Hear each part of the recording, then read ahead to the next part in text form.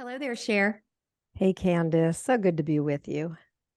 It's good to be with you. We've been together for almost an hour now, going through our notes of what we're going to talk about on our last episode of how we end self-betrayal.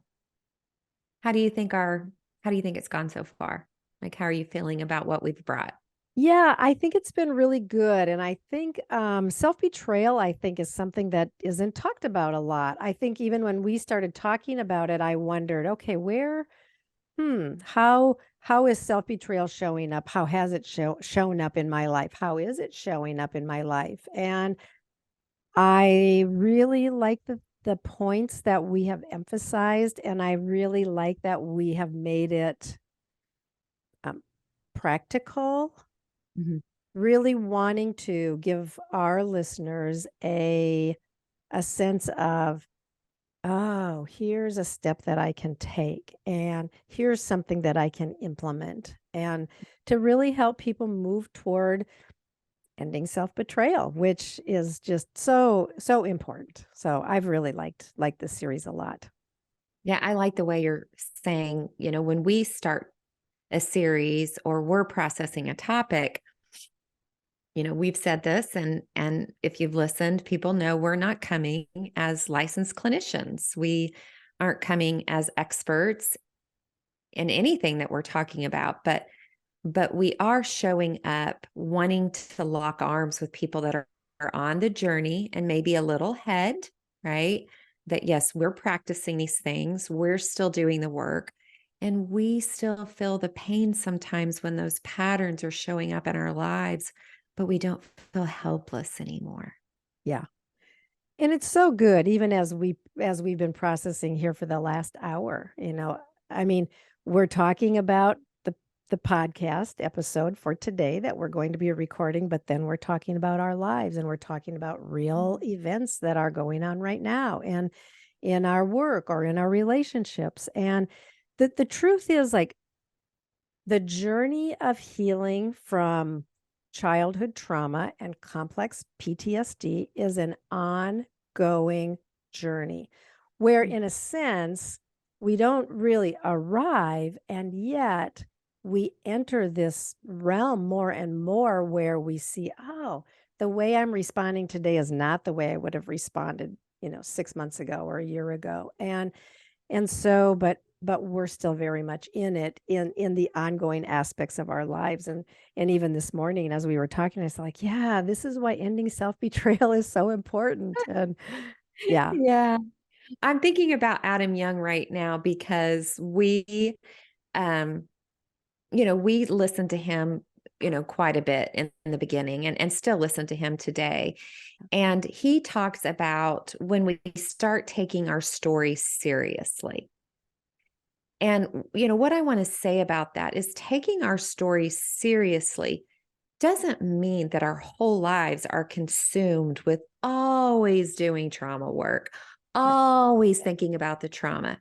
But it is that we have slowed down, which we're going to talk about today, Mm. and we've taken our stories serious enough Yeah. to see that there's reasons why we have the particular struggles that we have Yeah. and that we can do something about it. Yeah. Yeah, so good. And Yeah. just I'll just say really quickly that I just moved, and we left our home of 27 years, and I approached it very intentionally from a perspective of, I want to slow down.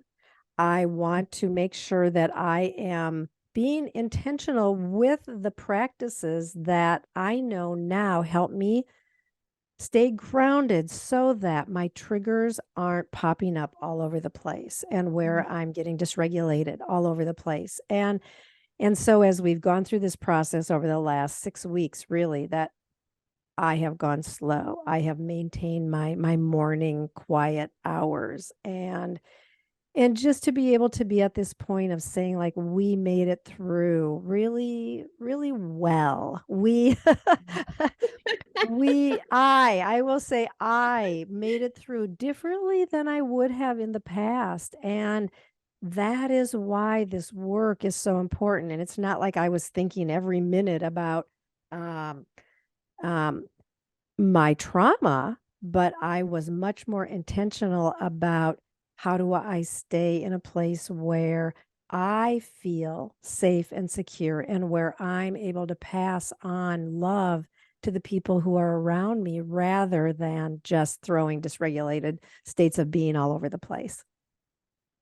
What I hear you saying is because you value good, healthy, fulfilling relationships with not only your spouse, but your children and your grandchildren and your friends, you keep doing this work because you're seeing a difference on how those relationships are becoming more satisfying. Yeah. Yeah, totally. That's great. And So we're how I talking about, show up and just how I show up, yeah, which, yeah. So, yep. yeah. So, if you haven't gotten the clue yet, we are talking about slowing down today. But I want to do a quick recap. This is our fourth episode in a series that we have done on ending self betrayal. Our first step was to just name and be honest about your current situation and state of mind and heart and body. Being able to say, you know what, this isn't going well for me. This isn't working for me. I don't know how to get out of this pain or this situation. So just getting away from hiding, pretending, and performing that has historically felt like it's kept us safe, but we haven't been able to heal in that space. Step two, I'm sorry, did you have something you wanted to say about that? No, Okay. no. Step two is learning about what dysregulation is. So, really focusing on our body, but specifically, what is dysregulation like for us? Because it's going to be different for each person. And today we are talking about our last step, which is share why are we talking about slowing down? And I'll just go ahead and ask you, why does going fast, how can that hurt us? Yeah. I think it's what we kind of already said, but going fast keeps us stuck in self betrayal. Mm, We will keep going through the same cycles that feel familiar, but really are hurtful to us and the people around us. And where we cannot um, really experience the quality of relationships, we don't feel loved. It's harder to receive love. It's harder to give love, and we don't feel peace or restful or whatever because we are just stuck in those same cycles where we may even vow, I will never do that again. And yet, guess what happens? There we are again. And then there we are again. So I think that's why going fast hurts us because we stay in pain. We just cannot get out of pain if we keep going fast. Charging mhm. through life and allowing like old messages of shame or um, our perceptions of people or places or things that maybe hurt us once in the past, but we still are holding on to those same perceptions. All of those kind of things. Like we could talk the whole, we could talk the whole episode today on why does going fast keep us stuck in self betrayal. But yeah, Yeah. Well, and going fast can work for us for a while. I mean, for some people, it just kind of works for them um, until it no longer works for them, or I don't want to be morbid here, but until they die, you yeah, know. And so this idea of going fast, whether it's going fast when you get dysregulated from hyper arousal, where you feel panic and fear and you get elevated and you put action to something mm, out of a driven state, or you go fast in how you shut down and disassociate and numb and close the door, go in the bedroom and close the door. Both of those realities for a person is going fast. mhm. And I will And say subconscious. It's Yes, thank not a you. conscious response at that point. It's just a subconscious, this is the way that I do life. And so Mhm. when we intentionally slow down, um, we're kind of breaking through the walls of that cycle that feel, again, I'll say feel familiar, but are not helpful. Mhm. Yeah, and when we begin to slow down, for me, and I think for you too, I won't speak for you, it felt terrifying because I didn't know what else to do. Yeah. Like, how do I maintain a level of safety and quote control if I'm in this vulnerable place of not knowing what to do? Hmm. And that is why I had to have someone, and you're one of my someones, be with me in that place to bring me back to some really good resources rather than powering up, making quick decisions that weren't always good decisions, Hmm. and really being led by a state of panic that looked like I just got a lot of shit done. Yeah. Right. Yeah. I want to hear you say more about that because we were talking earlier about um, something that you're pondering creating and how you would have approached it in the past versus how you feel like you're entering it this time. And just wondering if you would want to share a little bit more about that. Yeah, I can share a little bit more about that. I'm not quite sure how far back I want to go, but I will just say that, our patterns, most of our patterns, now you can have trauma later in life and it still affect you.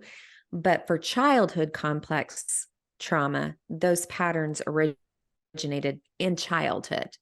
And so for me, it was this, and I've shared stories in the past. My perception as a little girl living in a small town is that there was something very shameful about our family, about me, not because of anything we necessarily did, but because of who we were. And I don't want to say it's not because of stuff we did, but like, having a divorced family back in the 70s, right? Being the only girl that I knew of in my classroom who was going through a divorce. And though that's hard, it doesn't make someone shameful. But so early on, my body began to hold shame, and I began developing um, patterns of, oh, if I do this, it quiets the shame. So it was always high intensity, not always bad things, but as I got older, developed into more self destructive things. And so recently, I'm coming out of that, right? That the pressure I had on me to prove that I was good or to prove that I wasn't what I thought everybody perceived me to be. That stayed with me until recently and still shows up. But now, since I slowed down, I'm able to catch it. Yeah. So I've created and put a lot of things out there over the years, and I will say they've been good things. I've had true heart intent to want to help people, but it has been connected to this drivenness coming from the voice of shame that I have to create something to prove that I'm okay and I'm valuable. And even though I've done all these things, here's this one thing that proves I'm not as bad as you think I am. Mm. So I was in a familiar situation. I've had something going on in my heart for quite a while now. I've seen some fruit in my own life. I'm seeing some good things happen for some of my clients. Some of it's hard because we can't control the other person. But I've had this desire to help create content in some way that can help adult children move towards repair with their parents. and also for their parents to know how to hold that space for their adult children when there has been child complex trauma. So this is familiar. Here's Kandace thinking, dreaming, wanting to create something. And I was on a call with someone that wanted to help me do that. And I mean, they had all the things that could help me do it perfectly. And I noticed during this call, I was slowing down internally, saying, just because this is good and just because they could help me, um, I noticed that it was not being connected to needing to prove anything. Like it was connected to my good and genuine desire to create something that could help people. And so I've slowed down, and I actually don't even know if I'm going to do it with this. In the past, I would have said, honey, I need so much money because I'm creating this thing. Come hell or high water, we will make it work.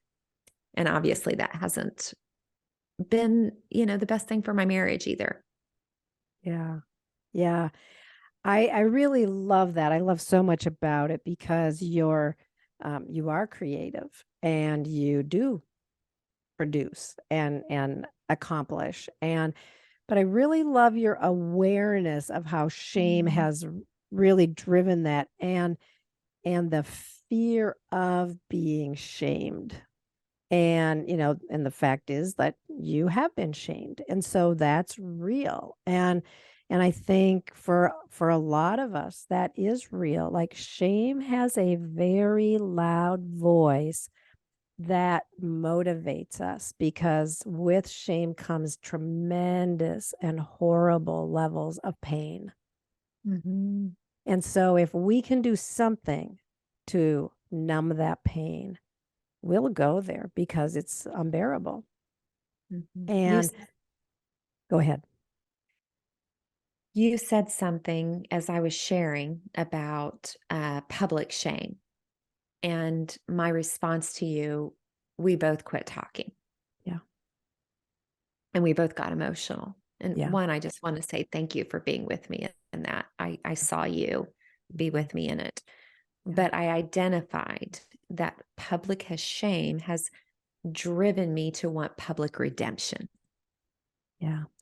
And we both I've got tears in my eyes now because I know that route is a very hurtful and harmful route for me. Yeah. Because it will not happen in the way that I think it needs to happen. Yeah. And instead, it ends up just creating more self-betrayal because then we put ourselves out there in ways that aren't our highest self, right? And so I love just the slowing down and being willing to say, like, if this is meant to be, I can do it slowly where I am more grounded, where I am implementing my resources, whether that's just breathing or writing or talking or taking a few steps and evaluating whatever it may be. But doing it in a way where you're able to recognize that the things that used to drive you as your way of life are not the things that are driving you right now. Yeah. Or that if it is showing up, right? I want to say that I felt it, right? In that call. Yeah. And I was able to slow down. So, yeah. So good. And I want to just ask, so some of our listeners might be saying, okay, this all sounds really good, but my body just goes there. I get ramped up. I get anxious. I'm moving 100 miles an hour. Everybody expects it of me. Or the hypoarousal person that just says, I just automatically shut down and there I am. And everybody else can be doing their thing. And so my question is, and I want to speak in practical terms here for our last few minutes, but How do we slow down? How, if a person is recognizing I'm going fast, I am driven by shame, I'm driven by my childhood pain. How do I make that change? How do I slow down? What are a couple of things that you would offer, Kandace? I would first say that's really hard to recognize on your own. So I did not recognize the degree that I was in hyperarousal until I had a face in front of me Mm, that didn't shame or condemn or judge, right? It was very kind, very compassionate, but mirrored to me that they saw my pain mm, and they just asked really good, kind questions. mm. Like that was the first thing for me was I couldn't do that on my own. And I had to have someone help me find the truer story. Yeah. That's one thing.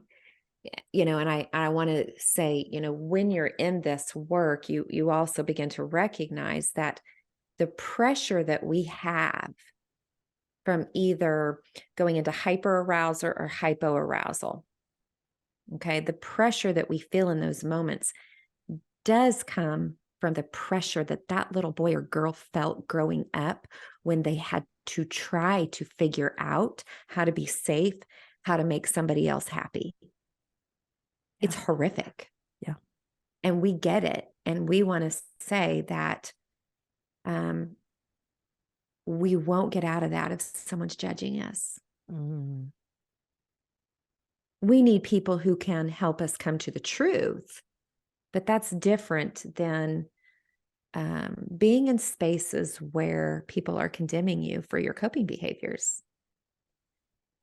I don't know if I really answered that question specifically, but I want to say something that you've specifically helped me do is I turn towards that younger place in me that is driving me. yeah. And first feeling compassion, like, oh yeah, this is that young wounded place, my inner child, my little, however you want to say it, that is for whatever reason um, needs care, needs attention. So we can take the steering wheel back from that child. Yeah. Yeah. And then bringing care and attention. I should say the throttle. Yeah. Yeah. Correct. Yeah. So good. Yeah. Yeah. I What think about one, you? What are some ways? Yeah. yeah, I think one other really practical thing, and I know we've mentioned this before, but I want to say it again, and that is um, journaling, or, and if you're not a writer, maybe it's taking long walks and pondering, or taking a hot bath and pondering. Right? It's that space. Where is the space where you can ponder? Mm, that's good. Pondering is all about slowing down. It's about what are the thoughts that are coming and what do I think about those thoughts, and what prompted those thoughts, and and as we can slow down and ponder, that for me has just been so important. Mhm.